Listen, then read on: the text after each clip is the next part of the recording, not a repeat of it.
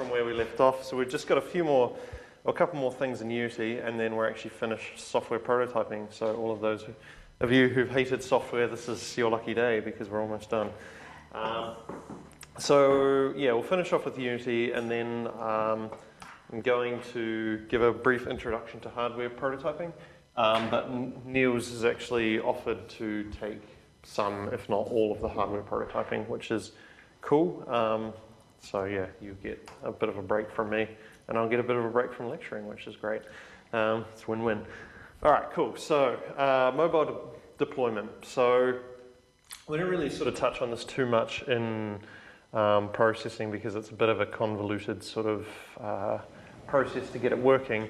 But in Unity, it's actually really easy, so I figured I might as well sort of talk over it. So Unity uses either Mono or IL2 CPP to allow cross-platform development on iOS and Android as well as other platforms.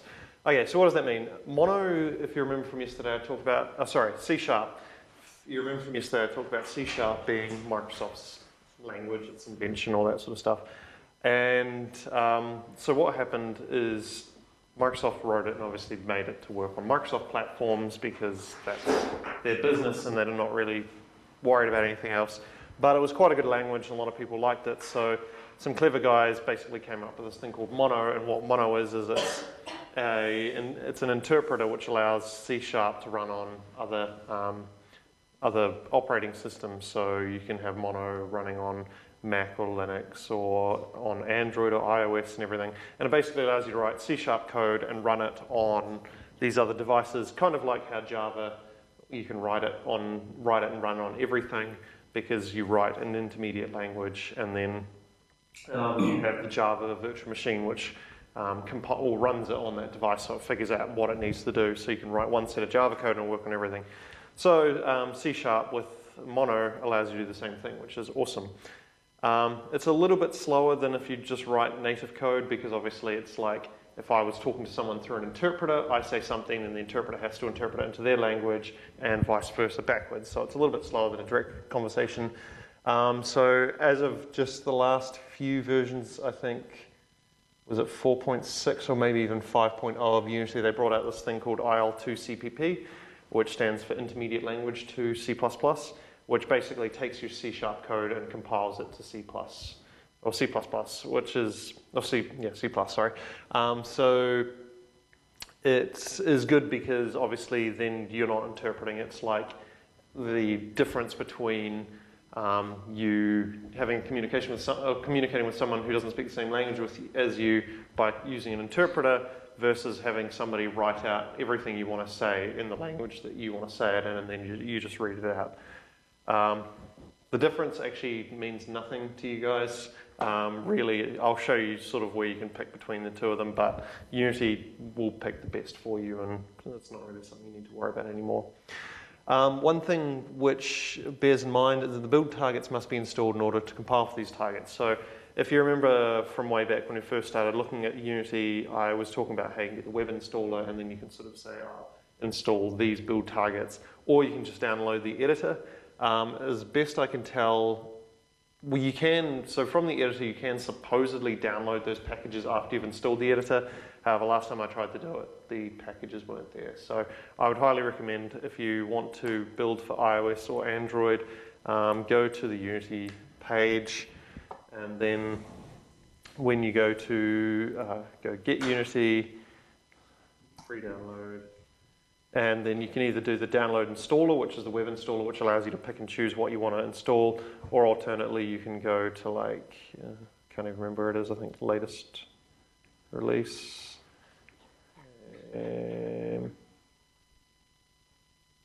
Summary. It's actually harder to find the non-web installer than it is just the regular web installer. So use the regular web installer. Obviously the only issue is that means you have to download and install it per PC rather than just downloading one thing and copying it to everyone's PCs. But when you do that, I might as well just show you guys again because I'm not going to download anything. We run the download assistant, or the web installer, and then if I run that again, you see in this thing which pops up once I agree to everything, there's this thing here and I can choose, so I want to install to Android, I want to install to iOS, You can also do like Windows and Linux and so on and so forth if you want, and it will download all those components and install it for you. But I've already done that, or at least I hope I've done that. So let's have a little look at the process. So first thing we're going to do is change the build platform. So everything we've been doing so far has run in the Unity editor. So if I wanted to build an executable, I can go down to build settings. I can choose what I want to build for. So in this case, I want to build for PC, Mac, Linux standalone. And if I hit build, yeah, that'll do. It will create an application eventually. And obviously, building actual applications or whatever is better than just providing someone with the Unity thing, because then they need to download the Unity thing. And also it means that they can see how you've done everything and and also like change it. So maybe you just want to distribute this app. So I built this application, and now if I run that, it pops up with the Unity. So you can change like the little banner graphic which appears here in the icon, and then you can select the resolution you want and the graphics quality and so on and so forth. And then when you play it, it'll pop up, and hopefully everything's working. Here's the little application that I put together yesterday, and it all still works. But now it's obviously running in its own window. It's not running in the Unity editor. So I could zip this up and send it through to you guys, and it would all be hunky-dory. What if we want to build for a different platform? So let's say I want to build for iOS. What I do is click on iOS, and I hit switch platform. And this will take a little bit of time because it needs to, the way Unity deals with things like pictures and audio and stuff like that is it tries to pick the best possible format for the platform you're building on. So for example, iOS compresses images slightly differently than your Mac or Windows PC does in order to make use of the RAM that it has. So depending on how big your project is, it might take a little while to switch platforms, but in this case, because it's very simple, there wasn't much to it. Alright, so once that's done, we can actually build here, but it'll probably complain about a few things. So what we want to do is we want to click on this player settings, and you see this brings up in the inspector a thing called player settings, and allows me to change a bunch of stuff. So you can actually go through and look at player settings for all the different platforms. You'll see here we've got the web player, PC, Mac, Linux, standalone, iPhone, and Android, because these are all the build targets that I have. So and you can get to that player settings either through the build settings and player settings, or you can go edit project settings and player in there. But yeah, so in here, so let's just have a look quickly at the options we had for the Mac one, or the Mac, PC, and Linux. So you can see I mentioned before we can change the icon. So the icon it uses will be this one here. At the moment, I haven't put an icon in it, so it just uses a default one. We can change, so there's more options for the icon if you want different resolutions of it. You can change the splash image, which is the little banner image which pops up. And we can change some other bits and pieces. So you see there's mono. There's actually not an IL2 CPP version for the desktop platforms yet, but you can change a bunch of stuff in there, which I'm not going to go into because it's all quite low-level, in-depth stuff that you're probably not going to want to play around with. All right, but let's have a look at iOS. So the first thing we can do is we can change the company. So this is basically going to be attached to the executable or the thing we make, or if you upload it to the App Store, this will be the company that it comes from. And then the project name, so MHIT 603, we'll leave that. We can change the icon, so this will be the icon when it installs on your device, that'll be the icon that it uses. We can change some stuff, so in the resolution and presentation, we can change the rotation. So by default, it's auto, so as I rotate my device around, it'll rotate the screen to best fit the device. Or I can fix it, so I could say, I only ever want the person holding the device in landscape. And if I do that way, if I rotate the device, it'll just be, everything will be upside down. I won't try and automatically rotate it, which is sometimes what you want, because it gets harder if you want to deal with the person having it that way and all the user interface elements to be correct, and that way and all the user elements to be correct. It requires more work than if you just say, you're only allowed to use this application in portrait mode. So it's always going to have the health bar at the top and the action buttons at the bottom or whatever. So sometimes it's easier just to say, instead of auto rotation, we're just going to do landscape left. Again, there's options for changing icons. So these icons are used on different generations of iPhone. So I'm just going to jump on Chrome and I'm just going to let's steal that image there. Actually, I should have just dumped it in. It's not letting me.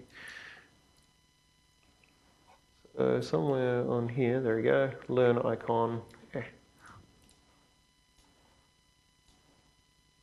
I'm just going to throw my icon in there. And now if I go back into my project settings player, I can say, okay, use that as my default icon, and you'll see it copies and pastes it and resizes it as appropriate on various things. So now when I install my device on, or install my app on my device, that's the icon it's going to use. Then you can change the splash image.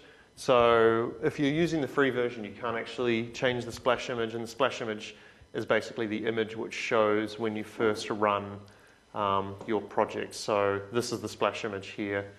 On the mobile device, you get a similar one, but it's not animated. You can't actually change that unless you're using the Pro version, because that's one of the perks of getting Pro version. I'm using the Pro version, so I get to change it. Yeah, so that's there.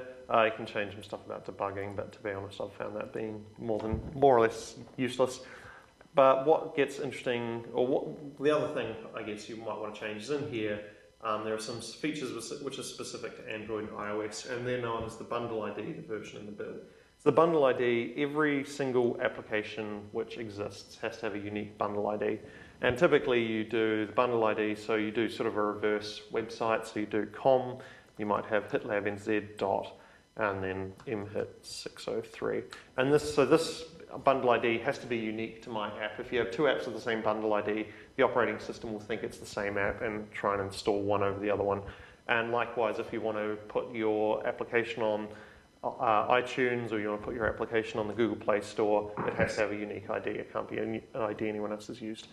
The next one is the version number. So obviously the higher version, the higher version. So, you typically start at 1.0 and then you go 1.1 or 1.2, and then if you do a major update, you might do 2.0, so on and so forth. And the last one is the build number. So the build number is kind of an internal thing. So if you're testing your app, you might do version 1.0 and then you might do build 0, and then you find a bug, so you fix that, and it might be version 1.0 build 1, and so on and so forth. And so usually you'll upload a new version to the App Store, and the builds are used for internal testing. So as you fix bugs, and then eventually when you've fixed all the bugs, you'll upload version 1.0 to the App Store, and then you start on version 1.1, build 0, and then build 1 and build 2, and so on and so forth. Then you see down here the scripting backends. This is where I said you can change between Mono and IL2 CPP. I recommend using IL2 CPP by default, because Mono, from my understanding, doesn't actually work on the 64-bit builds of iOS. So iPhone 6 onwards, or anything from iPhone 6, or maybe even iPhone 5S, supports 64-bit, and Mono doesn't. So just leave that. And you can change other bits and pieces in here. You can change the minimum version that's required. Change the accelerometer frequency if you're doing stuff with the accelerometer, if you want it to be faster or slower. You can add some stuff about location usage, so if you're checking the GPS or whatever.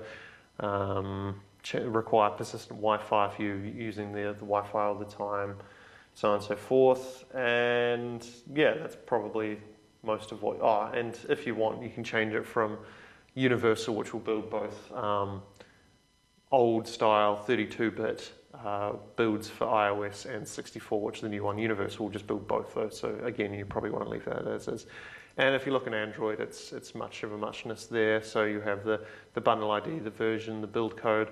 You can choose what minimum version of Android the device has to be running, and so on and so forth. So Android does support IL2 CPP as well, but again, Unity knows best, so just leave it at Mono, because the IL2 CPP for Android does not work very well at the moment.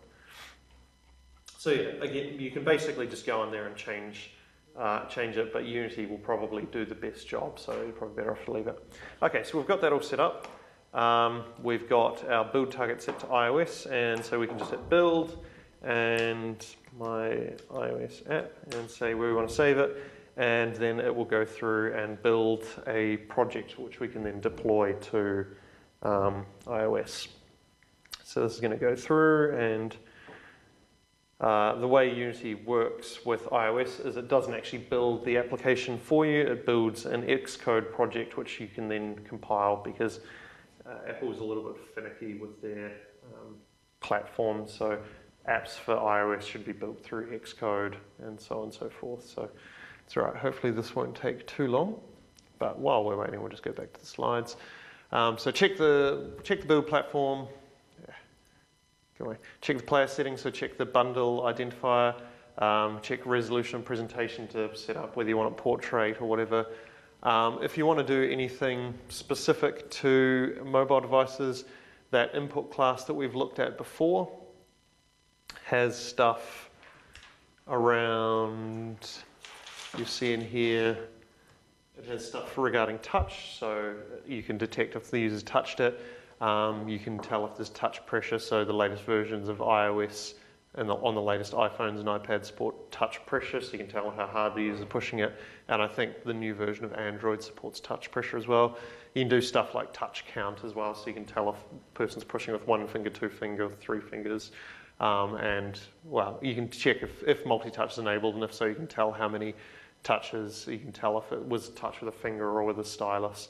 So there's a whole bunch of stuff in there. It's worth noting that if you don't do stuff with touch, if you use the mouse, the touches will actually map to mouse input. So if you say the mouse press and then the person touches, the touch will just get mapped to a mouse press. So you don't specifically need to deal with touches. If you deal with the mouse, then Unity is smart enough to say, well, a touch is the equivalent of a mouse press on a mobile device. There's also this handheld class.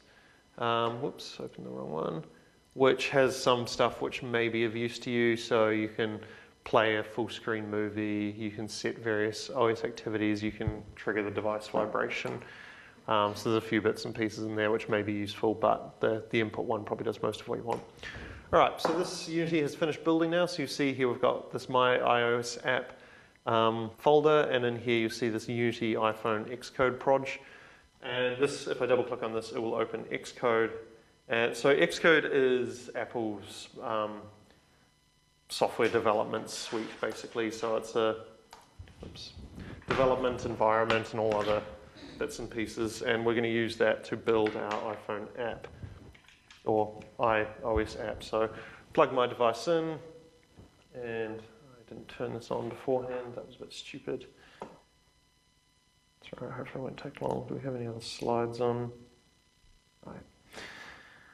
So while that iPad turns on, no, we should probably wait. I'll just do it on my iPhone then, since it's already on. So you see when I plug my iPhone in, it's going to change up here. You can see, so it's building Unity iPhone, and it's building it for the device Quiver, which is what my phone is called because it's a work phone. And if I click on the build up here, this will build the whole thing, and then it will deploy it to my device as well. Just exit out of everything I've got running on here.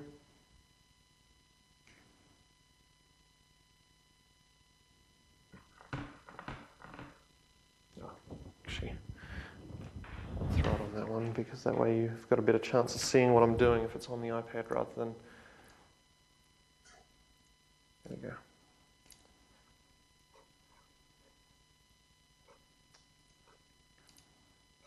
Brilliant. Yes, it's just so no. Open it again, because sometimes it can be a little bit finicky.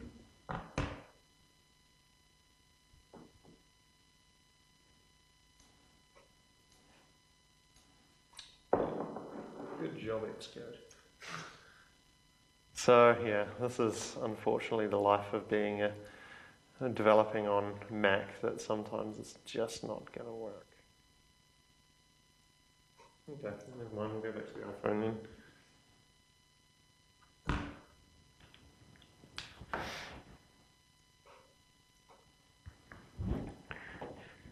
That was useless, thanks for that. Cool. All right. So while that's running, building in the background, this will take a little bit of time. Let's talk a little bit about. So everything we've talked about so far allows you to basically build something in iOS, or build something on Unity and then deploy it to iOS and Android. And I'll show you how we can deploy to Android in a minute. But you can actually do stuff, and this is very much things that you probably won't need to do in your HitLab thing, but is worth knowing about.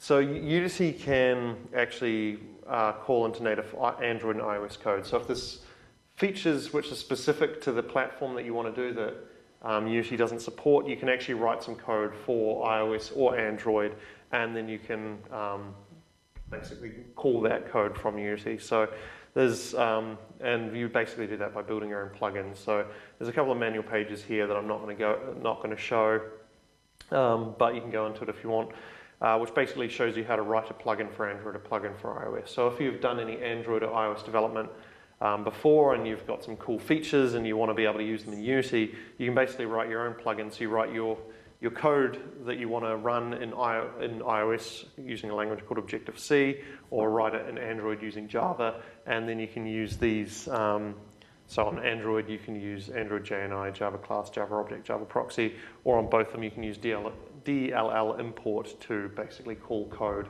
outside of Unity. Again, it's not something that you guys need to worry about because chances are you won't need it, but if you are using hardware which isn't supported, so you're using Microsoft Connect or something, you might need to do this. You're obviously not going to be using the Microsoft Connect on Android or iOS because you can't plug it into it. But if the same thing is true of PC, Mac as well, so you might need to write your own plugins, and there's plugins to do so. All right, so this is finished running. So hopefully everything's gone according to plan. So here we go, here's my little thing. Oh, I did keyboard input, so I can't actually move the plane, but I can click on him, he'll do his little victory thing. I can press that button, he'll do his attack, and I don't know. Bah! There we go. So if I make loud noise, he still dies. I mapped the plane to the keyboard, and obviously I don't have a keyboard on this, so I can't do anything. I should have done it with mouse drag, and then I could have moved the plane as well. But yeah, so that is deploying on iOS, so it's actually not that tricky. You just build it and then run it on the device. Android is actually even easier because we can just go build settings, and again we need to change this to the Android platform rather than the iOS platform. And I've got an Android tablet. So plug this in.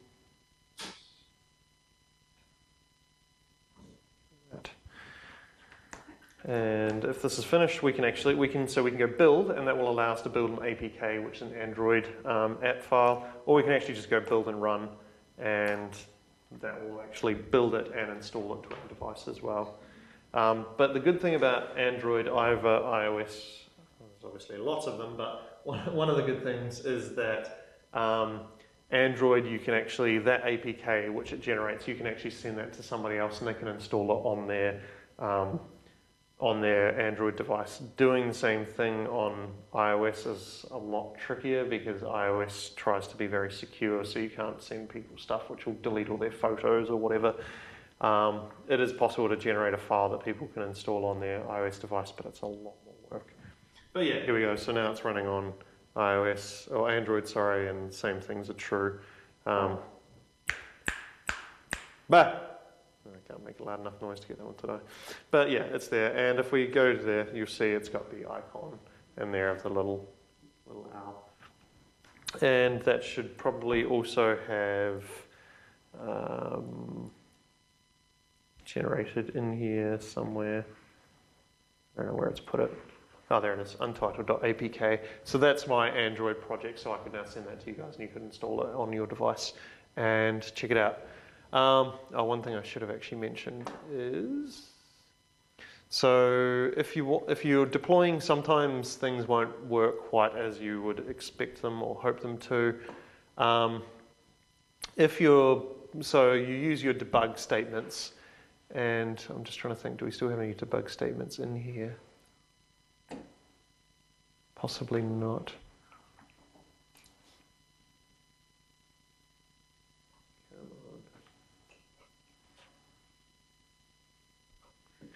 So there's nothing in there. Why is this running so slow today? Good job, MonoDevelop. Nothing in there. All right, so I'm just going to put a new, oops.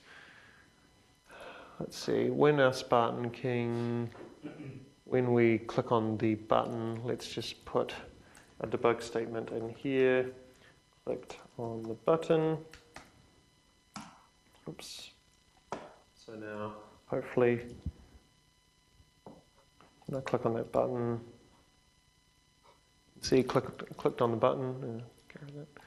So you can see that. So sometimes when you're building stuff for other platforms, obviously you want to still be able to debug, but obviously they don't have a console or anything that you can see. So with Android, I should probably go away. I should probably actually add a slide to the slides about these. With Android, there's a tool you can, when you install the Android SDK, there's a tool in there called ADB, which is the Android Debug Bridge. And that allows you to do a whole bunch of things. So if you want to install an APK to your device, you can use ADB install, and then the name of the APK. You can do ADB logcat, which will basically print out the device log. So if I hit ADB logcat now, you'll see there's an absolute ton of stuff comes through. And this is basically everything that's being printed out on the Android device. So you can see there's a whole ton of stuff in there that isn't relevant. What we can do though is we can go ADB logcat -s and then unity.star, and basically that says make everything silent except for Unity, and the star means any message, whether it's a logging message, whether it's an error message. And if I run that now, you'll see there's a whole bunch of stuff Unity prints out by default. So there's stuff about there about various markers and stuff. But when I click on that button, you'll see clicked on the button coming through from Unity. So you can still read all your debugging stuff. I'll throw another slide in there before I upload it to basically saying how to do this stuff. Likewise on iOS, I'll just switch platform and build this. It won't take too long.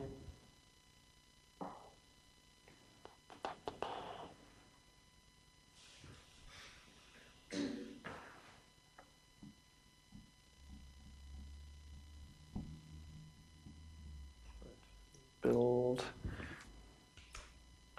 And we'll come back to that because that's going to take a little while to load. But yeah, so does anyone have any questions about mobile development?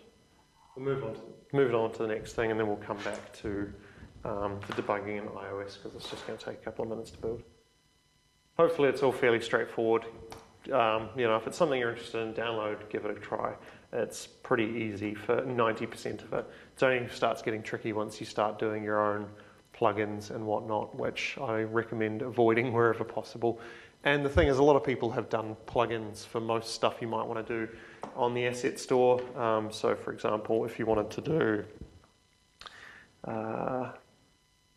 say, in-app purchases, which is actually now supported on the latest version of Unity, but say this is an old version and we wanted to support in-app purchases, you can go on here and you can see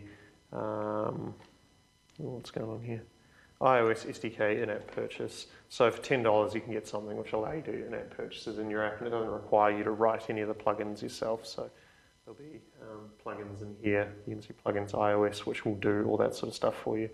So if you're building something and you're getting to the point you're like, I don't know how I'm going to do this anymore, first step would be to check the assets. Check the forums, then check the asset store before writing anything yourself, because chances are somebody's already done it, and it will save you a lot of time and effort. All right, so that's still got a little while. Otherwise, we'll move into augmented reality. So augmented reality, I assume you guys all know what augmented reality is now, hopefully. It's something I didn't bring up in processing because, again, it's a lot trickier to do in processing. And the only reason I've added it to the Unity slides is because it's actually really easy to do in Unity, and obviously we do a lot of it in the lab, and you guys were even talking about doing some of it for your project. So I'll show you how to do augmented reality in iOS one of the ways, on Unity, sorry, one of the ways, which is really easy. So the best AR platform, or the most frequently used AR platform in Unity, is one called Vuforia. And it was originally developed by a company called Qualcomm, but as of start of this year or very end of last year, they were purchased by a company called PTC. So, but PTC's committed that they're going to keep Vuforia running. So that's kind of good. It means that they're not going to just pull the rag out from under us like another company, Metaio, did when they were purchased by Apple just recently for their augmented reality platform. And then they shut down the entire Metaio program. So if you use Metaio, you're basically completely out of luck now, because Apple bought them and shut them down, which I don't quite understand the logic behind that. Okay, so this is just finished loading. So when I'm running this on iOS, you see if I run it in Xcode, we have this little window which sits down the bottom, and all our debug messages go in there. So you can see clicked on the button and then a whole bunch of stuff where it's coming from, including the call stack. So yeah, debugging is still possible on iOS and Android, even after you've compiled it and you're not using Unity Editor. I'll put some slides together to show you guys how I did that. Originally owned by Qualcomm, purchased by PTC, and Vuforia is free for testing, but you're supposed to buy a license for commercial applications, which is a bit crappy because until, when was it? Last year or the year before that, it was actually completely free, but then they started charging money for it because companies need to make money. But you can download it and use it free for testing, and it'll put a watermark on it, and then if you decide to start selling the application, you're supposed to buy a license, which I think is $500 US, which is quite expensive, but there is, for example, Sony just released their own SDK recently, which does exactly the same thing, and I think they charge $1,500 US for it, so it's one of the cheaper options.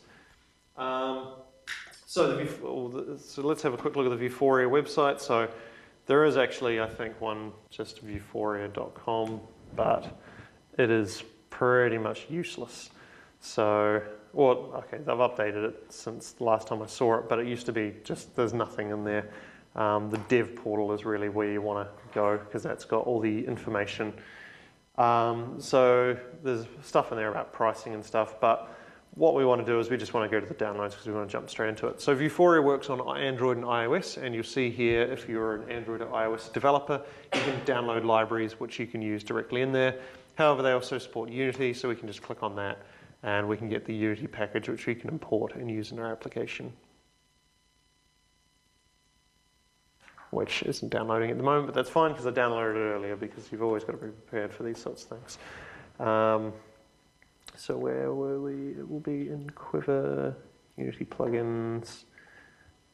And I have a huge range of Unity versions, as you can see. So I'm going to open this, and you'll see it wants to import a whole bunch of stuff, and all this is the Vuforia specific stuff, so I'm just going to hit import, and then it will import all that stuff into my project. So the workflow, we download the SDK, we import the SDK, and then I will show you how we create a new Vuforia scene. So let's just make this a free aspect so I can see what's going on. Okay, so Vuforia has now been imported into my scene. So the first thing I need to do is I need to decide exactly what or how I want this to work. So let's just say, okay, I want this plane to sit on a target. So let's get rid of everything which isn't the plane for the moment. Actually, let's just create a new scene. That's probably the easier way to do it. All right, so the first thing I need to do is I need to replace my camera with Vuforia's camera. So the original camera we get is just a camera which sits there and does nothing.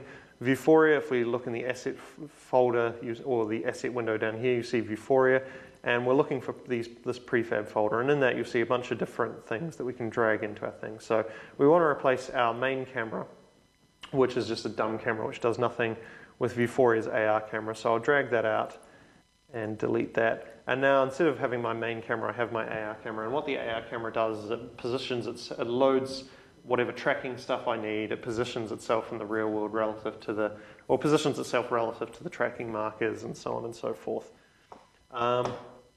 So you see in here, there's a whole bunch of extra scripts in there that I'm not going to go into too much detail about. but the one thing you have to do is you see up the very top you have this Vuforia behavior script, and there's an app license key, which is where you put in the license key that you buy. However, I'm not going to buy one for this because I just want to show you guys. See if we got the password. That one. So what we have to do instead is we're going to just generate a free key. So if we go in the Vuforia developer portal, we create an account, sign up for an account, then we go into develop. You see here, this is the license manager. So I've got a bunch of existing ones already, but I'll create a new one. So you go add license key, and we're going to call this one MHIT. And then we specify what device. So do we want to develop it for mobile, or do we want to develop it for digital eyewear? So digital eyewear is like Google Glass or any of those things. So just go to mobile, and then the license key. So there's a starter, the classic, which is the one-time fee. Or you can actually do cloud as well, which is $99 a month. And what that does when you try and scan something, it sends it off to the cloud and asks, can you tell me what this marker is, and send back. There are reasons why you'd want to use cloud, but we're just going to do the starter for the moment. We can always upgrade it later. So you'll see here, do I want to confirm it, and do I agree to their terms and conditions? Yes, I do. And you see here, there's another one in here now for MHIT. And if I go into that, you'll see this big long bit of garbage. So I just want to copy that and paste that into my app license key. And now it will let me use Vuforia, the Vuforia camera without packing a big sad. And it's a free key, so it's just going to put a little logo in the corner. Actually, I can probably show you guys that. So if I run this now, you'll see there's the video feed, and we've got this little powered by Vuforia thing. So that's basically so they know that you've stolen. If you release it on the App Store, you haven't paid for your license. It's on there. So when you pay for that, that disappears. So the other thing which might be kind of useful, so if you don't want to look at my ugly mug, we can plug in a webcam, and then if we scroll down a little bit, so there's Vuforia, we're on the AR camera, we scroll down a little bit, you see webcam behavior, and I can change that to a different camera. So I've just changed it to this one that I've just plugged in, so now we can all see your lovely faces rather than mine. Cool. All right, so we've set up our camera. We can now get a camera feed in Vuforia, but that's not particularly exciting because, you know, what's AR if we've got no AR content? So Vuforia supports a range of different targets. So we can use frame markers, and what frame markers are is they're like the old AR toolkit markers. They look a little bit like this. They've got a black frame around them, and then they've got a series of black and white dots around them, and then you can put whatever you want in the middle of them. And if you look in this Vuforia editor frame markers texture, you'll see this frame markers transparent zip, and if I... Oh, this was a huge mistake. That's all right. Desktop, MHIT, assets, Vuforia, editor, frame marker textures. Okay, so there we go. So I've unzipped the zip file, and you can see these are all the different frame markers which Vuforia supports. So you can go through and pick one that you want, and you can put any image in the middle as long as you leave this black frame and this black and white barcode. I'm just going to quit that because it's going to take ages to import all those textures. So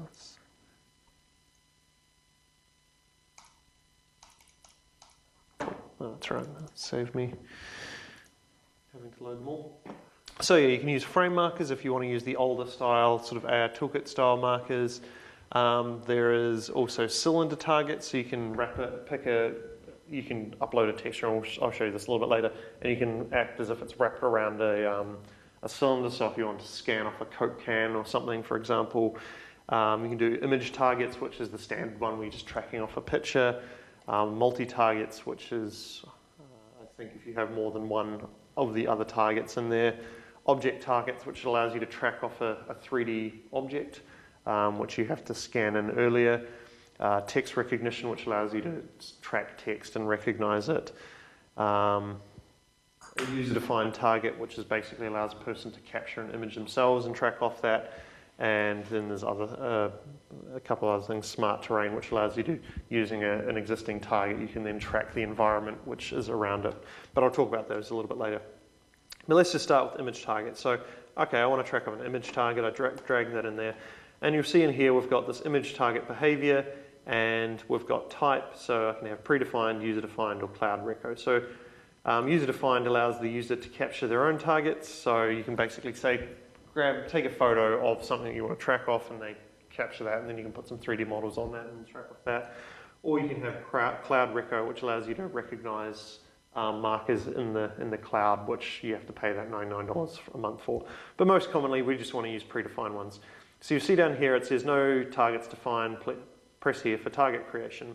So if I press on that, it's going to take me to Vueforia's target manager, take me to the develop page anyway. And you'll see here we've got the target manager. And if I click on that, you'll see I've got a few different targets in there already. But let's create a new one. So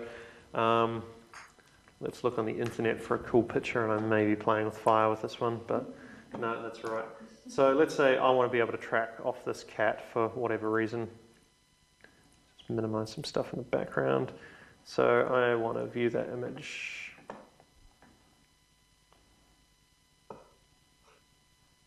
Actually, I might just grab it off here. So I'm just going to grab that image, and then in the target manager, I'm going to add a new database. So again, we can do device or cloud, but I'm just going to do device because I want it to run on the device. MHIT DB. So I'll create a new database. I'm going to go into that database, and now I'm going to add a target. So you'll see here there are a few different targets we can add. We can add a single image target, which is just a normal image. We can add a cuboid, which basically we upload different targets for every side of it and define how big the cuboid is. So you could track off a box, for example, as long as you know what's going to be on each side of the box. We can track off a cylinder, which we define the size of the cylinder, and then we define what texture wraps around it. Or we can track off a 3D object. And with the way the 3D object tracker works is I haven't actually used it myself, but I've seen it. You get your object, you put it in the scene, and you take a bunch of photos of it from all different angles. You load it through the Vueforia objects scanner. It will create a file, and then you can load it. But we're just going to stick with single image because that's what people most commonly do. So the first thing we need to do is specify the file we want to use. So let's put this picture of a cat. And then we need to specify the width of the target in scene units. And we can put whatever we want in that. That's basically, if it's 1, that means if I create a box 1 by 1 by 1, it will be the size of the target. If I make it 100, then I need to make a box 100 by 100 by 100. So really you can put whatever you want in here. And then I'm just going to call this cool cat as the target name. And I'll upload that. And then you'll see we can come in here and you can see we've got a single image target. It's got an ID. It's got 3 stars out of 5. So this actually isn't really the greatest thing to track off and other bits and pieces. So I can update that, or I can edit the name or remove whatever, or I can go show features. And basically this shows me where all the features are. So the more features and the more spread across the image they are, the better, because it uses features to try and detect the image and figure out where it is. So in this case, there's a lot of space where there's no features, which isn't really that great. And even the part which does have features isn't very well covered. So that's why I only got 3 out of 5 stars. But that's all right, we can work with that. 3 out of 5 is better than 0 out of 5. All right, so let's download my database now. And you can see we can download it for either the SDK, so this is iOS or Android, or we can download it directly for the Unity editor. So I'm going to download it for the Unity editor, and that will provide me with a Unity package, and I click on that, and it'll say, do you want to import this stuff? And I'll say, yes, I do. And then that will import it. And now if I go back to my project, you'll see it no longer says you have no targets. Instead, it says which database do you want to pick. And I'll say I want to pick my MHIT DB, and then I want my image target to be my cool cat. And then you can see it's got a width of 10, because I said width of 10, and the height is the ratio of the image width to the height. So to the image width and height to the width, so it's 6.2. But regardless, what the important thing is now is we have an image target here, which has a picture of my cat on it. So that's going to be basically what, so there's one more thing we have to be wary of. So we have to go to AR camera, and this is something which I forget every time. You see in this database load behavior, it'll say load MHIT DB database, and I want to check on that, and I want to check on activate as well, because that'll basically say load this database when the app starts and turn it on. Otherwise, it won't work, and you're always like, oh, what have I done? Every single time. This is like the first time I've ever remembered to turn that on before starting the script. So yeah, we're going to load that database, and the camera is going to track it, and it's going to, whatever I put as a child of the image target, we put on there. So let's say I want to throw my Spartan King in there now, so let's just click and add him as a child to image target. So he's really quite tiny, so let's make him a little bit bigger.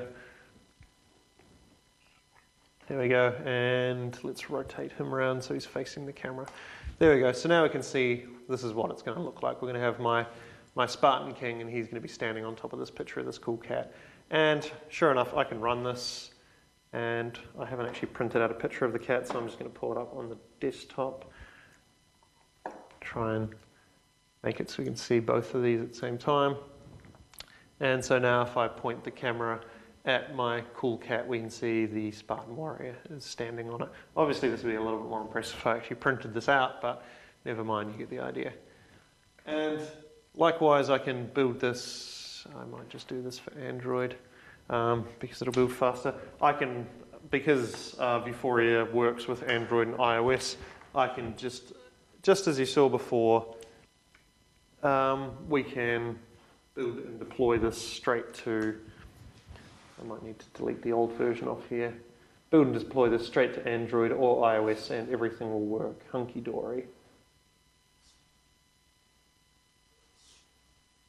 Cool beans. So that's building now, and hopefully won't take too much longer. It's just pushing the content, so it's uploading the project to this device, and now it's running, which is superb. Alright, so now if I load up that picture of the cat, you can see, there we go, we have augmented reality content sitting on there. Sorry, it's a little bit, maybe if I do it on the TV actually, there you go. So now you can see the Spartan is sitting on the picture of the cat there. So it's just that easy to do your own augmented reality. So Vuforia in the last version, they actually added a bunch of different VR camera modes as well. So it used to just be an augmented reality sort of SDK, but now they're also focusing on virtual reality because there's all these virtual reality things coming out now.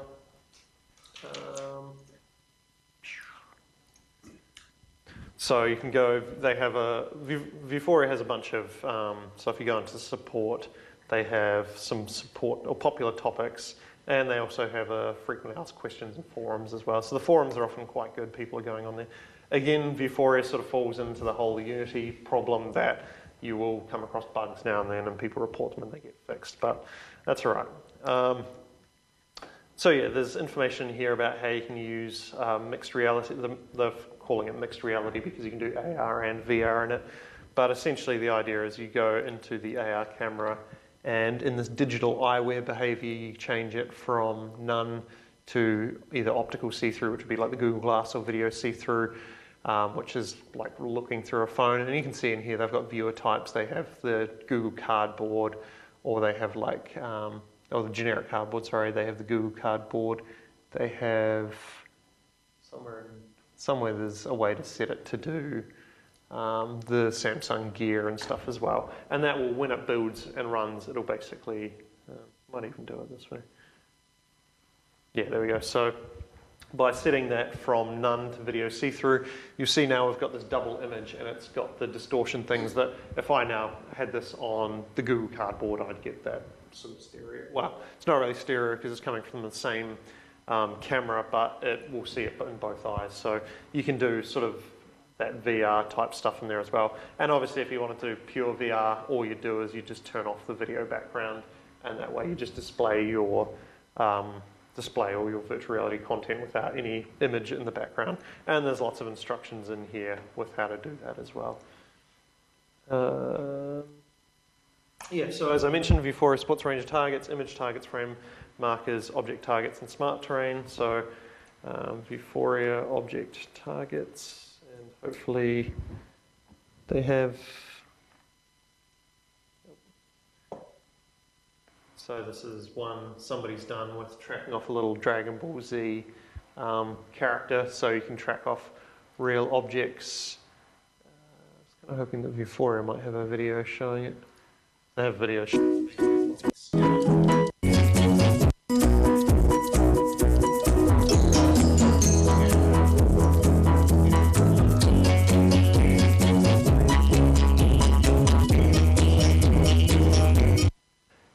other thing is smart terrain. So if I go Vuforia, smart terrain, I did used to have a video.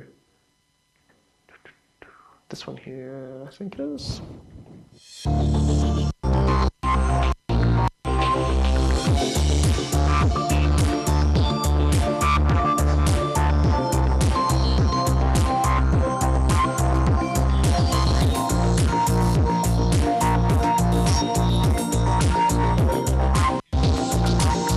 Just using it when they announced before.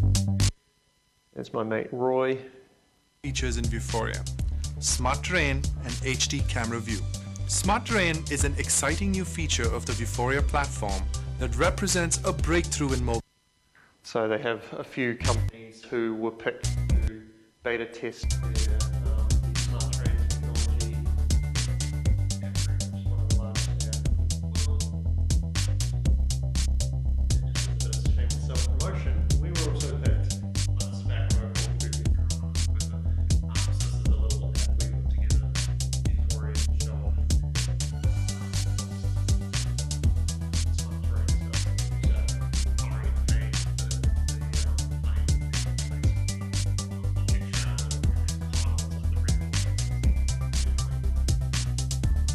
It's easy to play a game. So yeah, that's smart terrain basically allows you to track off objects in the real world, except all it does is it just gives you a bounding box for each of the objects in there. It doesn't actually give you the nice mesh sort of thing. It just basically says there is an object of this size and this width and this height that you can then do stuff with. It's still kind of cool, but it's not as amazing as their videos made it look, unfortunately. They do have a new version, but it requires a depth camera on the tablet. Which is actually, well, it's not a new version. It's the demo they showed where the vine climbs around the little power thing. That's actually requires a depth camera. I have actually seen that working in reality, but you have to buy a depth camera and plug it into your device in order to use it. So it's, yeah, it'll be cool when all the tablets and phones and stuff have depth cameras in them, but they don't. So at the moment, that's a bit of a pipe dream. And that is it for Unity. Does anyone have any questions? For the Vuforia, can you do it on the PC as well? No. So unfortunately, Vuforia only works on mobile devices currently. You can run it in the Unity editor, as you guys saw here, but if you try and deploy it, it won't work. However, if we go back to the Vuforia platform, you will see somewhere in here, Vuforia is coming to Windows 10. I don't know when, so don't ask me, but they are planning on bringing it to Windows 10, which means that it should eventually be able to run on desktop as well. But yeah, at the moment, unfortunately, it's not. There are other libraries, I believe, which will work on, other augmented reality libraries which will work on desktop, but I'm not sure. I haven't tested them myself, so. Any other questions? So I guess all I can recommend to do from here is download Unity and have a little play with it. I know that's my answer to everything, but you know, it is quite fun because you can sort of very quickly throw things together and actually see the fruits of your labor very quickly, whereas things like processing I know can be a bit frustrating because you're just coding and then stuff doesn't work and you're like, oh, why isn't it working? At least with like Unity, you can sort of throw stuff in there and be like, oh, look, I made something pretty. Yeah. But otherwise, we'll leave it there. We'll have a quick break and then we will start into the second to last part of the lecture, the course, which is hardware, hardware prototyping or electronic prototyping. Few weeks. This is actually just to bring us back to the lecture review. So we talked about low fidelity prototyping way back when. We talked to software prototyping. I changed it from open frameworks to Unity, so that's correct now. Then we've got hardware prototyping, which will take probably, the rest of this lecture, and then both of next week's lectures, and then possibly one more after that. And then I think that will leave us with one lecture spare, which will be the systems prototyping one. So fingers crossed we should end on time without missing out too much stuff. But yeah, the systems prototyping stuff is the easiest to do. So, all right. So, A lot of these slides were originally pilfered out of other presentations by Mark, but that's okay. So some of them are a little bit out of date, but that's okay. So hardware prototyping, it's pretty easy to understand the needs. So say you want to invent a new thing, which is a simple wireless GPS-enabled RFID reader. So have you guys ever heard of geocaching? Okay, so if you're interested in doing geocaching, talk to Rob. He's like obsessed with it. He's geocached around the world. When I went over to a conference in the States a couple of years back with Rob, we basically got off the plane in LA and then drove 3 hours south to San Diego because there was a geocache down there he wanted to get. Like, I didn't even have time to shower or anything. I basically off the plane because he really wanted to go, and I was like, oh yeah, all right, I'll come for the ride. But anyway, so the idea behind geocaching is it's like a treasure hunt for adults. So you go to the website and you can read clues, and they'll give you a rough area and a little riddle or puzzle that you have to solve, and that will basically help you figure out where these geocaches are hidden. And they're like little boxes, sometimes like little film canisters, or sometimes like huge big boxes, and they're hidden somewhere, like in the real world. And you open them up, and there'll be a little logbook, and you log your name down. And sometimes they've got like little things, and you can take something, and you can leave something, and it's kind of fun. Like it's a good excuse to sort of get outside and go explore some places you've never been before.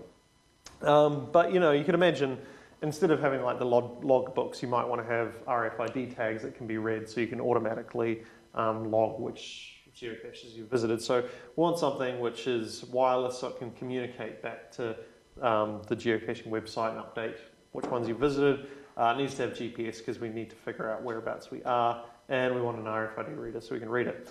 But a device which contains all these things doesn't exist, or potentially it does exist now, but it's pretty specialist, so we don't really have it.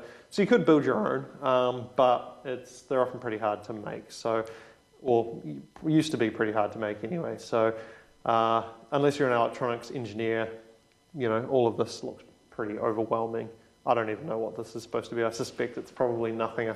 I suspect it's just a stock photo, but that's okay. It's supposed to look overwhelming, that's the point. And we've ended up over the last sort of 30 years or so with this ever-increasing rift between the ease of use, or the productivity in software, and the productivity in hardware. So way back in the 1970s, or probably even earlier than that, you had to write in these very low-level, awful languages like assembler and stuff. And then as time's gone on, we've got the open source movement, we've got nice, easy languages like Java and C# and stuff, which are nice and easy to write and be very productive with.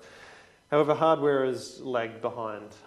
So you went from integrated circuits and breadboards to integrated circuits and field programmable gate arrays, which are programmable chips, but you still need to be an electronics engineer to figure out how to program them. So you ended up with this sort of growing rift between where the cutting edge software was and where the cutting edge hardware was. And the problem is with consumer electronics. So as a software developer, as a software company, it's pretty low risk developing software. Other than the time it takes, or what your time is worth in creating the software, there's not really any cost. You can download something like Unity, you can build a game or program whatever, you can put it out on the internet. There's no material cost to you other than your time. Electronics obviously is very different. So I can put something on one of the app stores and sell it and make some money. But if I want to sell an electronics product, I have to first do all the R&D, and that costs money because I have to buy stuff and build it, and if it doesn't work or I break stuff, I have to buy new stuff. Then if I want to sell something in a store, for one, if it's a physical store, we need to get the products out there. Obviously selling things online has become more and more popular. But we have to, most of the time you have to actually build the thing, like you build 100,000 units to sell. And so there's the sunken cost of that 100,000 units. Obviously you can do order on demand, so people, say I want to buy one of those, and then you go off and manufacture it, but it's a lot cheaper to do large bulk things of manufacturing than it is to just make a one-off. Like if you're doing it, somebody buys one and you're like, oh, I'm going to make one, it's going to cost a lot more to make that individual one 1,000 times than it is to make 1,000 all at once. So you end up with this sort of sunk cost. So yeah, innovating in consumer electronics is very risky and expensive. You have this idea of scale economies, so the more items you sell, the cheaper you can sell them for, because you might make less profit, but that profit still ends up more than if you were just selling a few items very expensive. So you sort of, if you sell 100 items, you need to sell them at, $10 to make $1,000. But if you sell 1,000 items, if you sell 1,000 items, you only need to sell them at $1. So you can sell them for cheaper and still make the same amount of money. Or rather, you need to make a $1 profit versus $100 profit. Product margins. So it is extremely expensive. Your product margins, you make most of your money in the first 2 years. After that, it sort of starts tapering off because, you think about like the iPhone. A new iPhone comes out and they make a ton of money in the first couple of years, but after that, nobody's buying it anymore because there's a new version out. So all that cost, all that R&D which was spent making that new thing, if you don't make that money back in the first 2 years, you're not going to make it at all, essentially. And by combining these two graphs together, we basically end up with this idea of average returns, and your average return just decreases over time. So you end up with a huge initial cost, and you very quickly lose any money you're going to be made back. So that's why historically you don't see a lot of small hardware companies releasing new products all the time. They either do very specialist, so stuff which only a small percentage of the population wants to do, or you end up with things like Sony and Panasonic and all these companies which are huge, and they're the ones who are selling to consumers. And what that ends up with is we've ended up with this sort of graph here where the majority of today's consumer electronics are sitting in this part where they're basically selling high volume at low cost. So there's a few devices for the billions. So we're talking cell phones, MP3 players, LCD TVs, DVDs, PDAs. And that's about I don't know how old these slides are, but was a $171 billion market. However, it's projected that there is also this, what's known as the long tail of electronics, which is a new market where you're developing millions of devices for the few. So you're talking about things in healthcare and education, very specialist devices. You're not talking about a phone which anyone could use. You're talking about a specific piece of equipment. So personalized network gadgets. And I mean, that's estimated to be sort of roughly the same cost, but very few companies do it, or the companies which do very much specialize in it. You're not going to go to a Sony and buy the latest MRI scanning peripheral because it's just not worth it for them. They're not going to sell enough of them to make it. So how do these long tail devices get to market? Who is going to build them? Will they be affordable? And that's where you guys come in, hopefully. But there is another thing which has sort of arisen in recent years, is the whole idea of a gadget system. And building standalone devices isn't enough anymore. So these days, back in the old days, you used to buy a phone purely based on the phone itself. So you'd go out and you buy one of those huge big phones with a big aerial that you had to stick into a massive charging dock, and it was enough just to have the phone because the phone was cool. But these days, people become absolutely religious over Apple versus Android. And the fact of the matter is that the actual phones do the same thing, and the hardware is basically the same. What they're getting religious about is all the other stuff which makes the experience. They're talking about, I get an iPhone because it integrates well with my MacBook and it uses iTunes, and I can use iBooks, and I can sync that with my Apple TV, and you end up with this whole sort of experience, this ecosphere. And we talked about the, experience prototyping way back in the very early lectures, and I use the Apple versus Android thing again. But basically, people expect a lot more from their purchases these days. They're not just buying a phone or buying a car because it has the best one feature. They're buying it because it's got all these things. And you only got to, car ads these days, you'll always notice on car ads these days, they're like, and it comes in with a built-in software with GPS, and they keep using this term apps, which kind of annoys me because they're obviously just ripping off the whole thing, or it's just bundled software really. But, even in things like automotive, it's now not people are buying cars because of the apps that come with it. It doesn't matter, the car still gets you from A to B, but it's all about giving the user this better experience, starting to add these things to the thing, and that's what people are expecting. So yeah, with consumer electronics, the current approach, or the way the approach has sort of always been, has been very time consuming and very expensive. So you start with your prototyping, and you might do multiple iterations through that, and that'll cost, you know, hundreds of thousands of dollars and take 2 to 6 months. And then you move into your alpha, and your alpha testing, you do tens to hundreds of those, and then your beta testing, which you do hundreds to thousands of those, and then finally production. And 500,000 to 1 million you're hoping to sort of sell, and you're looking at maybe another 10 to 18 months, and another 500,000 to 2 million. This is fairly sort of standard costs. So before you're even sold your first unit, you've spent upwards of over 2.5 years and over $2 million before you sell your first thing and you make your first dollar back. And obviously that's not really ideal, because you need to get $200 or $2 million in 2 years before you can actually make any money back, and who's going to fund that unless you've got an absolutely amazing idea and you're really good at swindling investors out of their money. And you have these sort of typical iterations. Start off with a paper prototype to evaluate the conceptual model. You might build something on the computer to rough screen it. So these are sort of coming from the first stuff we talked about. Then maybe you build a tethered prototype, so something with all the brains in the computer and it's just got buttons that people can push.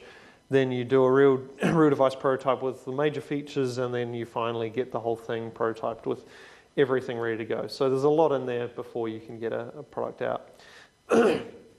So in order to sort of try and reduce, or at least make sort of these earlier stages in the prototyping area easy, there was a bunch of sort of hardware prototyping tools which have been made. So for example, one of them is D-Tools from Stanford. So this was specifically, rather than requiring an electrical engineer to solder bits and pieces of wire and other components together. This video introduces D-Tools, a tool that enables or this D-Tools platform, which allows you to sort of prototype various hardware on a mix of software and sort of pre-programmed hardware. So you have the software tool and you have this hardware thing, and you can plug various sensors and bits and pieces into it, and then you can write all the software using this linking bits and pieces together. And then you can sort of prototype this whole thing up, and obviously it's still not something that you give to end users or anything, but allows you to sort of prototype ideas very quickly. So this is the tethered prototype essentially. They've just sort of made that prototyping step a little bit easier, because you can just do everything by plugging bits into this platform they've already given you, and then make all the software yourself. So they've sort of been targeting this sort of early stage before we move to consumer manufacturing, to try and speed it up, make it a bit cheaper, make it a bit easier. Little Bits is another one which sort of works in a similar way, but I guess is partly towards that and partly towards education. So you see here a little kid playing with it, and again it's just components you can snap together to do stuff, to do rapid hardware design. Yeah, that's a really great time to install Java, thanks. And then from there you might move into tethered prototypes. So we've got this old example here of the Apple, I think it was Apple's first digital camera. So it's sitting in a PC with a whole bunch of cables coming out. But the piece, essentially all it is like a keyboard and a mouse and a screen all rolled into one. But it looks like what they sort of expected the digital camera to look like. And then you can move into sort of these somewhat higher fidelity. So you can have a keypad off a phone and a phone screen, but it's all in a box, and that's connected to a computer. And that way you can do PC tools for rapid development. So we're still very much looking at this sort of very low-level prototyping sort of stuff here. So then there was a company which came out called Bugs Labs, which sort of tried to breach that gap between the low-level prototyping into the consumer electronics. So Bug Labs produced this quite cool thing, and it's kind of interesting. Any of you guys saw there was a Kickstarter a couple of years ago, I think it was now, and they were basically talking about modular mobile phones. So instead of going out and buying the latest Android or Apple phone, you could buy a base, and then you could plug a new screen or new battery or new memory or whatever into it. Basically, they had just reinvented the Bug Labs, which must have been pretty annoying for the people behind Bug Labs. So Bug Lab was founded in 2006. These numbers are probably not accurate anymore around the number of employees, but they're based in New York City, and they were the world's first open source modular electronics program. So the only difference between them and this modular cell phone is that they call themselves a modular electronics platform, where the other one called themselves a modular cell phone. What's the difference? You tell me. So they won Best of CES in 2008 as an emerging technology and were shipping since March 2008. And as far as I'm aware, they're still around as well. So the idea behind the bug system is that it's a 3-tier product architecture. And you might notice that the slide looks very familiar to that full experience one we had before, because that's what bug systems was trying to attack. Basically, you build your hardware, and then you have the digital interface where you can build your software, and you also have like a content interface as well. And it's open source as well. So the entire platform is open source, the software, the hardware, everything. So the hardware is the first modular, 100% hot swappable consumer electronics device. So what does that mean? Well, we basically have this, I can't remember what they call it, but this base board, and that is the brains of the device essentially. And then you have all these sort of little bug, I can't remember what they call them either. But the idea is each of these is a little device you can push in using a standard connector, and each of these devices you can swap them out to do various things. So you see here we've got one which has a screen on it. This one's obviously got a camera. This looks like it's maybe got an antenna, so perhaps a Wi-Fi or cellular thing. This, I'm not even sure 100% what this is, might be a battery or something. But the idea is from this base platform you can plug whatever devices you want in there, and the modules will communicate via XML, so you can basically have them communicate to each other however you want. And it's completely hacker friendly, so everything was published. So if you wanted a module which did something that they don't provide, you can go out and purchase one of the connectors, and you can build your own one, and then you can sell them or provide your own schematics that other people can use them. So these bug modules, a few of the ones they had, full color touchscreen LCDs, cameras, GPS, motion detectors, audio, Wi-Fi, Bluetooth, mini digital projectors, cell phones. So you can see in here you could take a touch screen and a cell phone modem, and then you've got your modular cell phone. Brilliant. And then you basically program it using their own IDE. So you can, when you plug stuff in, it can tell you what bug modules are plugged in, and you can program it all from the IDE. And it uses industry standard Eclipse-based development environment. So we haven't talked about Eclipse. Well, we sort of did we had one slide on it when we were talking about processing, how you can use processing in Eclipse. But Eclipse is basically an environment kind of like Xcode or MonoDevelop or whatever. And it's open source, so Dragonfly was using that effectively. And it integrates the bug hardware, the IDE, and the BugNet community with drag and drop applications sharing. So you can go on there and you plug the modules in, and then you can download somebody else's project and run it on your thing. And then they had their content interface to the BugNet, so you could download other people's code, you could download other people's schematics to build your own modules, you could purchase the modules, and so on and so forth. And it had user selectable licensing, so you could write some code on there, or you could build a module and you could sort of say, you have to pay me to use this, or you could use the GPL license, which states that if anyone changes it, they have to make their changes available to the community, and so on and so forth. So going back to the current approach, the idea behind the current approach in Bug Labs is they wanted to move as much of it as possible below this move to consumer manufacturing. So instead of just having prototyping, they're moving alpha beta production. You do your prototyping and some pilot and even alpha testing in that initial move to before consumer manufacturing stage, and you're looking at taking it from 2 to 6 months down to 1 month, and from 40 to 100K down to 10 to 50K. And of course these numbers will be slightly lower as well because the alpha stage is in there. So the whole idea behind it was trying to basically make the hardware prototyping thing a lot faster and a lot quicker, and they claim a 2 times reduction in time to manufacture and a 2 times reduction in cost.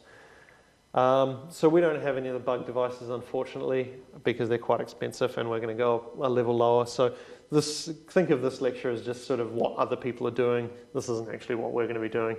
But if you do get into the consumer manufacturing, it may be as a career, perhaps this is something that you want to start looking into, what other things are out there. And here are just a couple of case studies that the bug guys sort of talked about. So one was an internet gateway. So for remote healthcare, you have doctors and nurses doing house calls because you have the elderly or infirm who can't come into the doctors. So the doctor and nurse go out and then they have to fill out all their forms. So everything's still, and a lot of it still is in paper in the medical industry. They're working very hard to sort of get away from that because paper becomes very unmanageable very quickly. So they talked about the idea of having one of these smart pens. So you get these pens and when you write stuff, it uses the accelerometer to try and detect what you're writing and then communicates back to your computer with Bluetooth. But that still requires the doctors to go back and upload all the things and figure out, okay, this thing I wrote was for this patient at this time and so on and so forth. So the Bug Labs suggested that instead of doing that, you'd have your Bug Lab thing with a Bluetooth box and perhaps a GPS module, or perhaps a cell phone module, so that when you are finished filling in all your stuff at the user's house, you can just push a button on the bug module and it will, on the bug box, and it will basically record all that data, tag it with whatever relevant information and submit it to the internet gateway, and that way all the paperwork and all that processing, which normally has to be done by the doctor when they get back to the office after doing all their house calls, is basically done with a push of a button as they're leaving the client's place. So it frees up a lot of their time and automates a lot of it. Another one they sort of suggested, and this one was probably quite relevant when they made these slides, but isn't quite so much anymore, is basically sharing photos with somebody. So you go to someone's house, you get a bunch of photos on your digital camera or whatever, and you want to put it on their digital photo frame or on your phone, and you could basically facilitate that using a bug device which communicates to the phone or the camera and then uses Bluetooth to send it to the digital photo frame. These days, the software pretty much handles that right the way through, so you can just go straight from here to here. So perhaps not a great example anymore, but this is sort of some of the uses they were thinking of.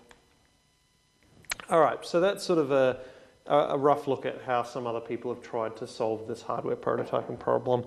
But in this course, we're going to look at a much lower sort of level, because obviously the Bug Labs thing, while it's great for people who aren't necessarily hardware engineers, because you can just buy these modules and plug them in, if you don't have a module which does what you're looking to do, you still sort of need to fall back to needing to be an electrical engineer. So it's sort of this chicken and the egg problem. If somebody's already solved the problem for you, you can use it.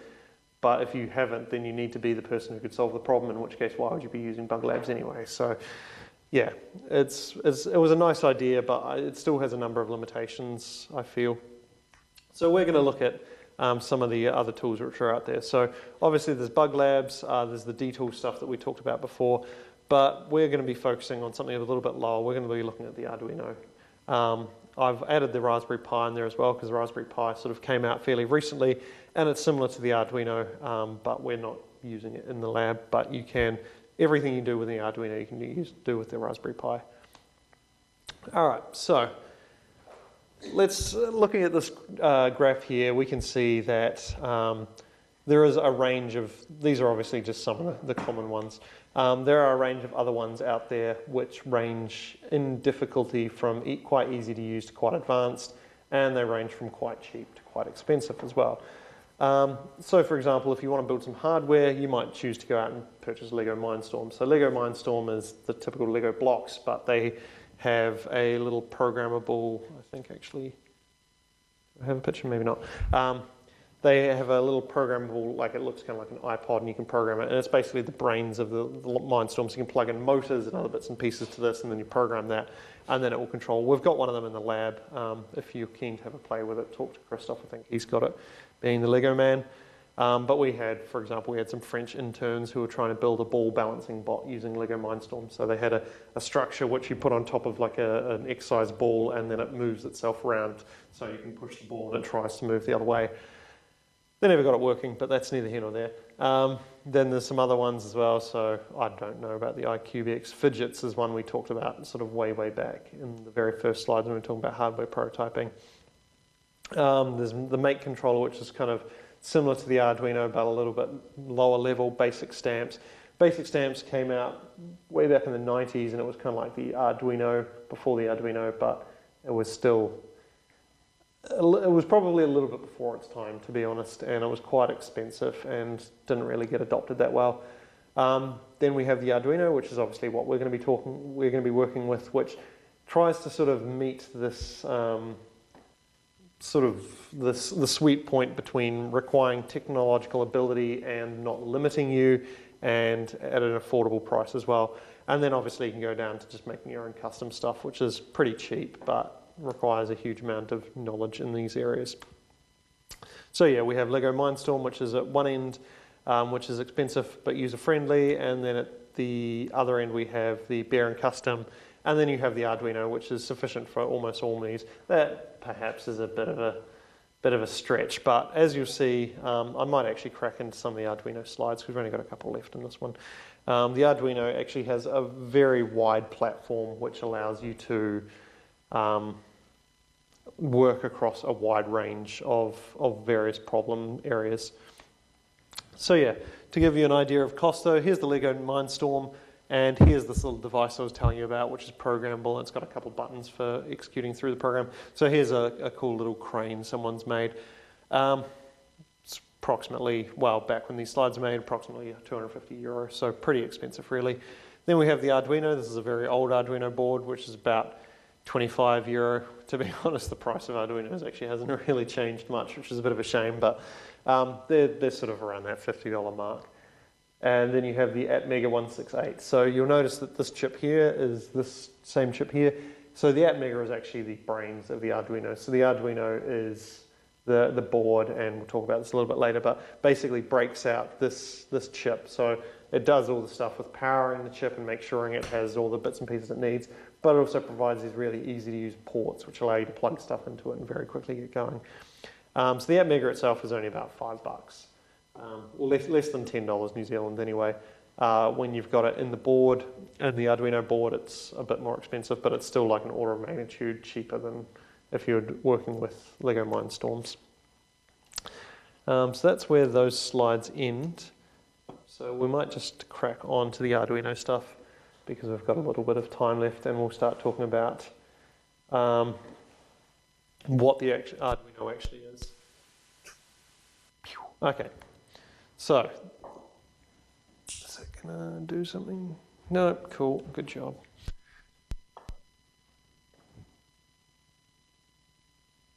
Why did I expect that putting it on presentation mode would show a presentation? That was funny. Okay, so this is the Arduino. So there's a little quote here from Massimo Banzai, who was one of the co-founders of Arduino, and he said physical computing is about prototyping with electronics. So prototyping, turning sensors, actuators, microcontrollers into materials for designers and artists. And that's sort of one of the things we've tried to get across in this course, that we're trying to make this sort of technology accessible to you guys to do, to design, to do artwork or whatever with. It's not necessarily just about being a really good programmer, a really good electronics person. It's about using these tools to facilitate your design. It involves the design of interactive objects that can communicate with humans using sensors and actuators controlled by behavior implemented to software running inside a microcontroller. So what's important here is we want to communicate with humans. So if you remember way back when we were talking about, how the users experience the world, they have this mental model and then they interact with stuff, and depending on how that interaction affects the world is how we learn about things. So we basically want to use these tools to facilitate how a user can interact and understand the system. So what actually is an Arduino? It's open source, so it's got open source hardware and open source software. So you can go out and buy one of these Arduino boards if you want, or you can build it yourself because all the schematics are available online, but obviously that's quite hard. So we just buy them. It's also open source software, so as you'll see probably next week, the software is actually based on the same platform as processing. So the Arduino IDE looks exactly like the processing IDE, but with a couple of things tweaked, which is kind of nice because you learn processing. And then when you use Arduino, you're like, oh, this looks all very familiar. It's designed to be easy to program, so it uses a simple IDE. It's the same one as processing. And it uses a simplified C or C++ language. So you guys have been learning Java, and I've mentioned that Java was sort of inspired by C. The Java that you've been doing in processing for the most part is mostly C with just a few little Java tweaks to it, and the stuff that you'll be writing in Arduino is mostly C with a few little tweaks to it. So you should be able to look at the Arduino code and it will look very familiar to processing code and vice versa, which is kind of nice. And it has a very simple hardware abstraction API. I think on top of the C code, there's maybe a dozen or so functions beyond that which allow you access to all the Arduino's hardware capabilities. So you're basically doing stuff like sending 5 volts out on a port, or sending 0 volts out on a port, or sending a value between 0 and 5 volts out on a port, or reading a value of 0 or 5 volts on a port, or reading a value between 0 and 5 volts on a port. And those are the 4 ones that you're going to be using most commonly. So digital read, digital write, analog read, analog write. Those are the 4 commands, and we're going to talk about the difference between those a little bit later on. But yeah, basically all your stuff just comes down to using one of those 4 commands, or a couple of other ones as well. And basically this open source hardware and software and programming environment and language come together as an electronics prototyping platform. So that's what Arduino calls themselves, an electronics prototyping platform, as a basis for other things or products. So you don't go out and buy an Arduino with the idea that, you know, this is the product. It is the start of you making your own products. So the hardware. The Arduino is a board. So this is what an Arduino looks like, and I've got some boards I can give you guys. I might get Neil to give them to you next week. But basically it's a board which looks like this, or some various iteration of this. And there's a few bits and pieces on there. So there's the Atmega, so the most, if not, well, no, not all of them, but the largest majority of Arduinos are powered by an Atmega chip. So sometimes they'll look like this, which is a physical chip. Obviously you can actually remove and replace. So you could do all your prototyping in Arduino, and then you could pull this chip out and stick it in your actual end product. Most of the modern ones have these SMD chips here, which are soldered to the board and permanent. But the idea is you write the code and then you can just write it onto a different chip later on.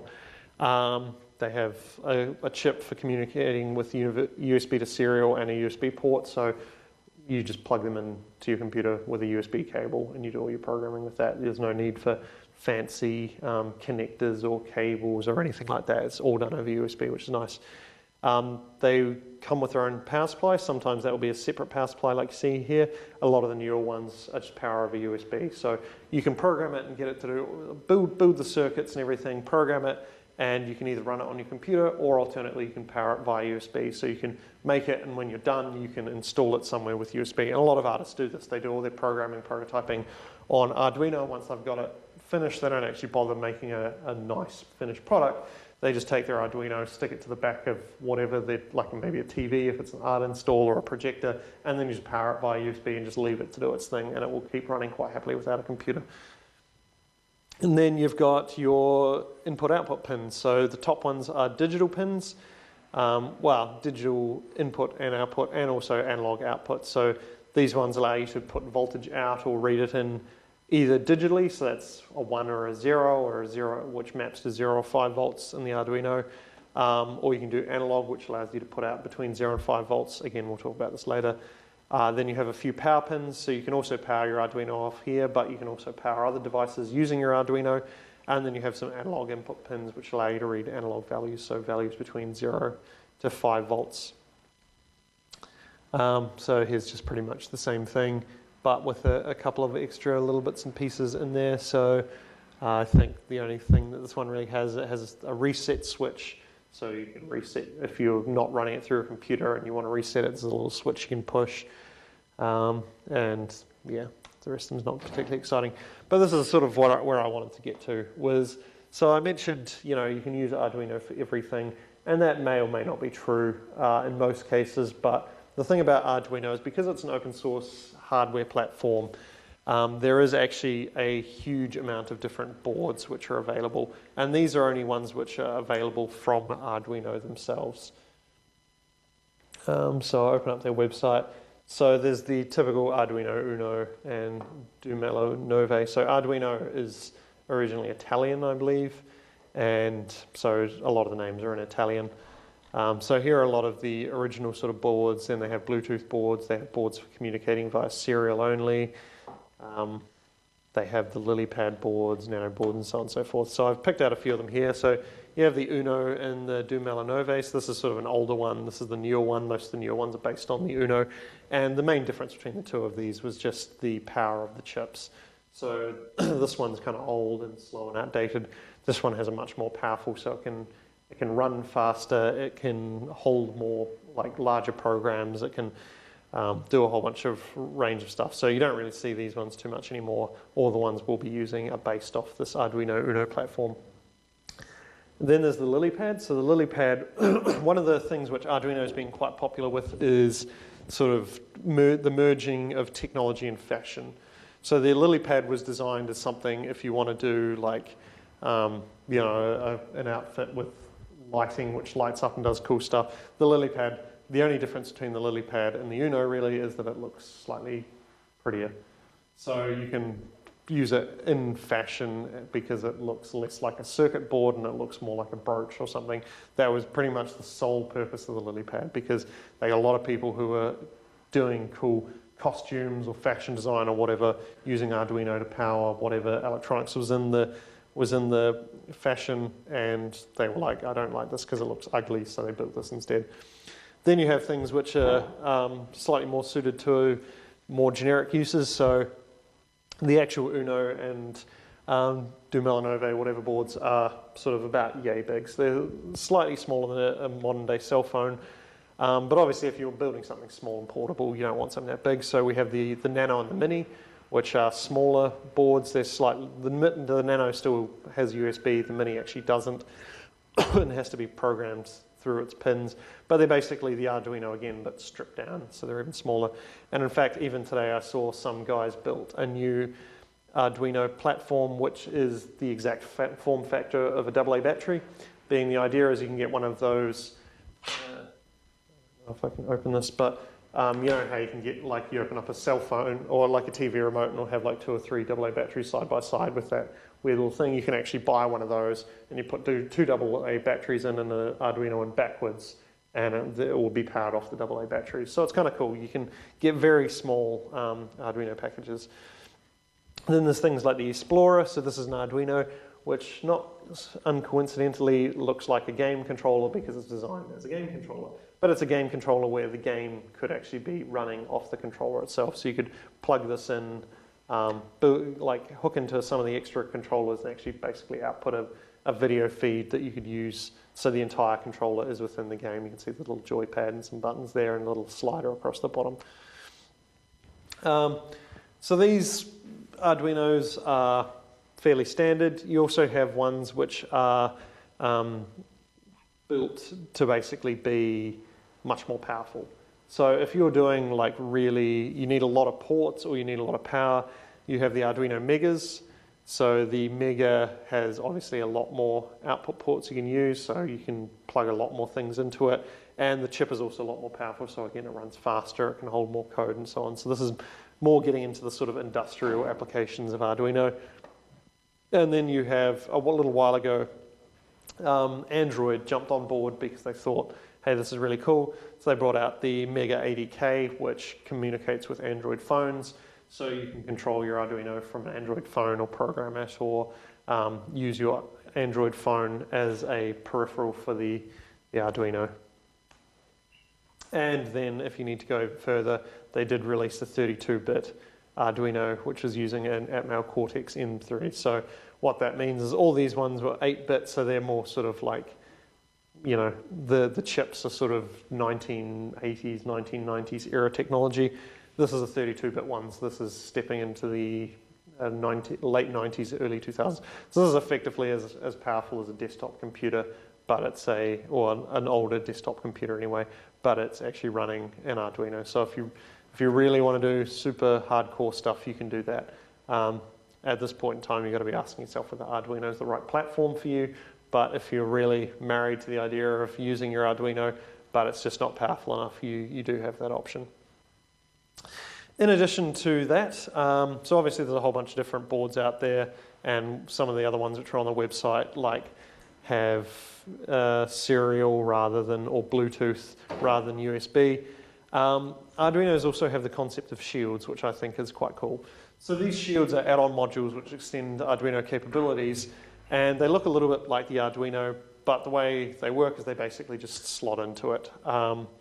So I'll give Neil some shields he can bring with and show you guys. So for example, the stock Arduino does not have Ethernet, but say you want your Arduino to be able to communicate over the network, you want to be able to plug it in and it does some data logging or something and send stuff out on the internet. So you can imagine maybe you build your own weather station or something and it puts information out on the internet, or you build your own home control system. So it has a little temperature monitor, so it can monitor when your home gets too cold, and it can send information out on the internet. And from the internet, you can go, oh, it looks quite cold at home. Push a button, and your Arduino will turn on your heat pump or something. So the stock Arduino doesn't come with an Ethernet port, so you can buy an Ethernet shield, and that just slots in on top. And you notice that it's got pins on one side and these sockets on the other, so it slots right in there, and then provides that functionality to your Arduino while still allowing you to use these pins. And this one you'll see is actually a little micro SD slot on it as well. So this one's obviously specifically designed for data logging. So you can either send information out over the network, or if you lose network connectivity, you can log data to an SD card so you can manually check it later. And there are a ton of shields which are available. So there are ones for driving motors in case you want to build a robot out of your Arduino. You can drive motors with the Arduino yourself, but you need to put in a little bit of extra hardware to make sure that you don't burn it out. There is things for micro SD, so you can save stuff to the micro SD because Arduinos have a limited amount of memory and it's all in non-volatile RAM. So if your Arduino loses power, it loses everything in its memory, whereas micro SD you can save it to it, and even if it loses power, that's fine. There's touch screens, there's input MP3, so if you want to play MP3, so you're making your own cell phone out of an Arduino, which is perfectly capable to do, and people have done it. You can have it so that it plays MP3s. You can have, this is definitely overkill, but this is a smart meter, so this is basically for measuring how much power your house is using and turning off and on devices. There's lots for communication, so obviously Ethernet we looked at. There's ones for Wi-Fi. There's ones for RFID. So this is kind of interesting. It uses an e-ink display to generate an RFID code. So you could have, say you want a, just coming up with this idea off the top of my head, you want a door which is locked, but people can scan an RFID and it will unlock it so that you can basically keep track of who's on and off. You could have an Arduino controlling the lock and it generates an RFID code. So when somebody scans it, you know, oh, this RFID code was scanned at this time and used by this person. Bluetooth, we have a ton of Bluetooth shields for a project that I was doing that we didn't end up using them for anymore. So if you guys want to do any Bluetooth communication with Arduino, please let me know because I've got a ton of them. GPRS, so GPS sort of stuff. Wi-Fi, which is kind of like Wi-Fi again. GPS XB, which is like a radio frequency. In fact, all of these are radio frequencies, so you can basically make Arduinos communicate with other devices or even themselves over long distances. So you might want to set up, I don't know, say you wanted to set up at university, measure the impact that all this deconstruction is having on various buildings around. So you might set up Arduinos at a bunch of different buildings, and then you could use one of these radio communication things and you could measure the amount of like shaking, and all the Arduinos communicate with themselves and can log their data. So really Arduino is quite cool. It's mainly limited by your imagination. Arduino also, because it supports digital and analog I/O, you can interface your Arduino with a range of other devices and sensors in addition to the design shields for them. And one of the great things, because Arduino is quite popular and quite an open community, a lot of these devices have libraries which makes interfacing with them extremely easy. So I've just thrown in a few ideas here. So buzzers, you might want vibrators, so your Arduino can vibrate, again, if you're making your own cell phone. Relays, so relays we'll talk about a little bit in a later lecture, but they're like an electronically controlled switch. LCDs, OLEDs, and LED matrices for displaying stuff. So one of the cool things there's a website, dx.com, dealextreme.com, or Alibaba, or any of those sort of websites. You can go on them. They're like companies based out of China, and the cool thing about them is they have free shipping. So if you wanted to, for example, have an LCD for your Arduino, you can go on and buy the shield for US $6. That's probably like $10 New Zealand. Free shipping, and this has been designed with Arduino in mind. So to plug in, somebody will provide a library, and then it'll be something like lcd.write and whatever text you want to write out to it. So rather than having to do all the work yourself, you just go on one of these sort of websites. This is actually one I bought. So I've got one of these floating around my desk if you want to try it. But it's an LCD monitor off an old Nokia, LCD screen off an old Nokia. Plug it into your Arduino, and then you can control it like a screen. And again, because it was designed for Arduino, somebody's written a libraries for it. So you can just say lcd.write text, and then you put some text in, and it will put the text on the screen. Or you can say lcd.draw picture and pass it in an array of data, and it will draw that picture. Or you can control individual pixels, and it takes care of all that nasty signaling and stuff, which LCD monitors normally need to write. So, and I mean, this is cheap as chips. Like, that's probably about $6 or $7 New Zealand, and you could, using that and a cell phone module, you could build your own cell phone out of an Arduino. Why you'd want to, I don't know, but hey, you could probably build a cell phone for $20 with a LCD screen and all sorts of bits and pieces. But it's just that every time I go on Deal Extreme, I'm just like blown away by the sheer number of peripherals you could get to plug into your Arduino to do really cool stuff with. And I wish I had more time to play around with this sort of stuff. So I have one of these ones somewhere. I also have one of those big, what are they called? Like the displays you have on your clock. Like this sort of, this one here, I've got one of these as well, except it's got 16 digits, which plugs into your Arduino. And again, someone's written an Arduino library, so you can display anything you want on it. So if you want to play with one of those, let me know, and I can loan it to you. Cost me like $3. So I was like, I can't turn that up because I just, couldn't help myself.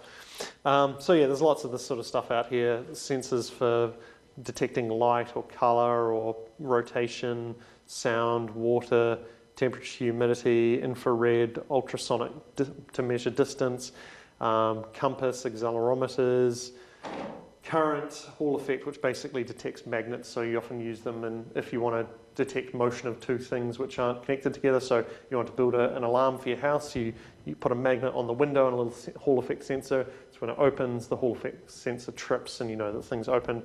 Or a lot of people use Hall effect sensors. They put a magnet on a bicycle wheel and then a Hall effect sensor on the rim, so when it goes around you can tell how fast the wheel is moving. And if you know how fast the wheel is moving, you know how big the wheel is, you can tell how fast the bike is traveling. So you can make your own speedometer for a bicycle, and then you can get my cool little LCD clock display and show how many kilometers an hour you're cycling. So you could build your own one of those.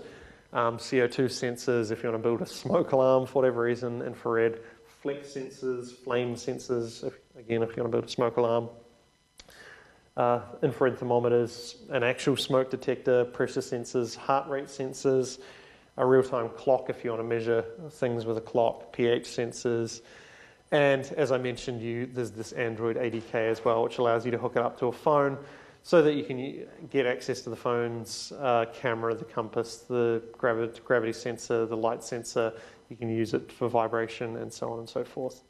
And that is probably a good place to leave it. So, yeah, I guess the main thing I wanted to sort of get across in the second half of the lecture is that, consumer electronics has been quite difficult in the past, but Arduino has sort of come out to try and bridge that gap between the way software has been moving and the way hardware has been moving.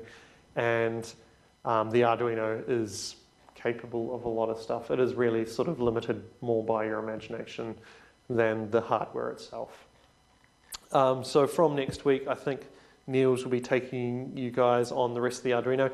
And there's actually not really that much to what's left of the Arduino. We're halfway through the Arduino slides already because it just uses an IDE which looks like that, which should hopefully be somewhat familiar to you guys.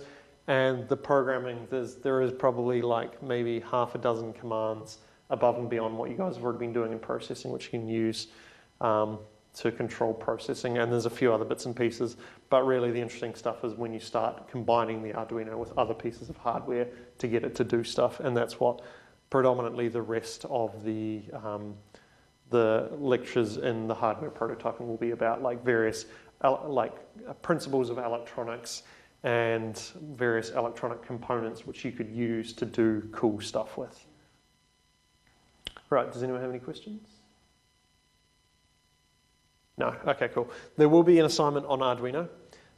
It'll be basically to use your Arduino to build a couple of cool things, and then, yeah, I don't know, still got to figure it out myself. But you won't, I'll give it to you guys. Well, I might get Niels to give it to you. I'll probably just pop in at the end of the lecture and give it to you guys and explain it at the end of next Thursday's lecture. So you'll have time to finish this assignment, and then you'll have the last assignment will take you through to the end of the lectures. Cool. Otherwise, yeah, that's it from me for maybe a couple of weeks. If you have any questions about the assignment or whatever, feel free to ask now or whenever.